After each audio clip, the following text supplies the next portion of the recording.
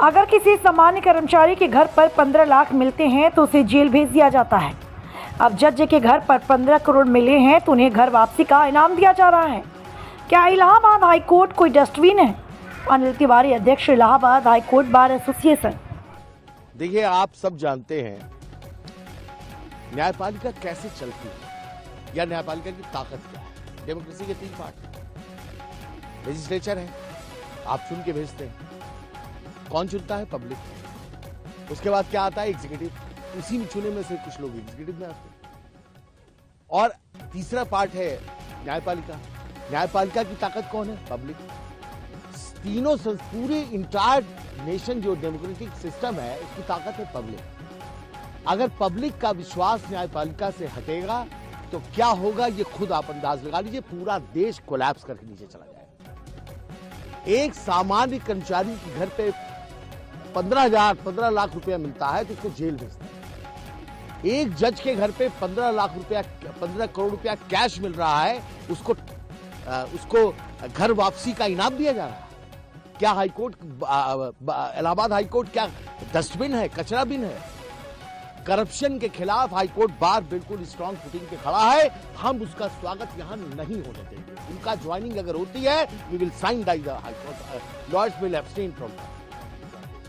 आगे देखिए, आज का ये जो अभी आपको फैसला है, जो हमने स्ट्रांग वर्ड में प्रोटेस्ट किया है, ये एग्जीक्यूटिव का डिसीजन है। We have got the power to protest. फैसला क्या होगा उसके लिए जनरल हाउस सोमवार को तय करेगी। बहुत बड़ी जनरल हाउस होने जा रही है जिसमें सारे लोग मिलकर ये तय करेंगे कि हमारी मांग क्या है।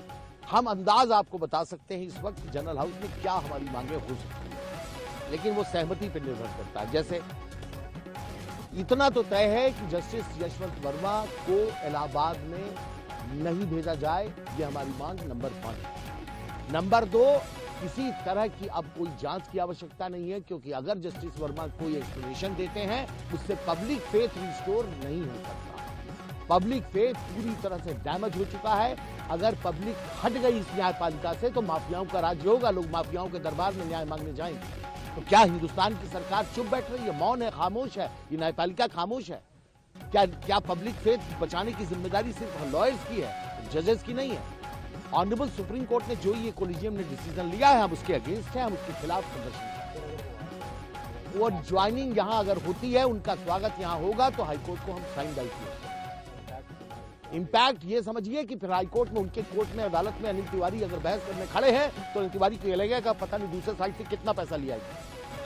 क्या होगा आप बताइए? क्या पीछे बैठा हुआ मुवक्किल ये नहीं कह देगा कि भैया ये वही जज हैं जो पैसा लेते 15 करोड़ वाले? क्या होगा न्यायपालिका का? आज ये लड़ाई हमारी वकीलों की नहीं है, ये न्यायपालिका को हम बचाने की कोशिश कर रहे हैं। हमारा पिलर है ये न्यायपालिका।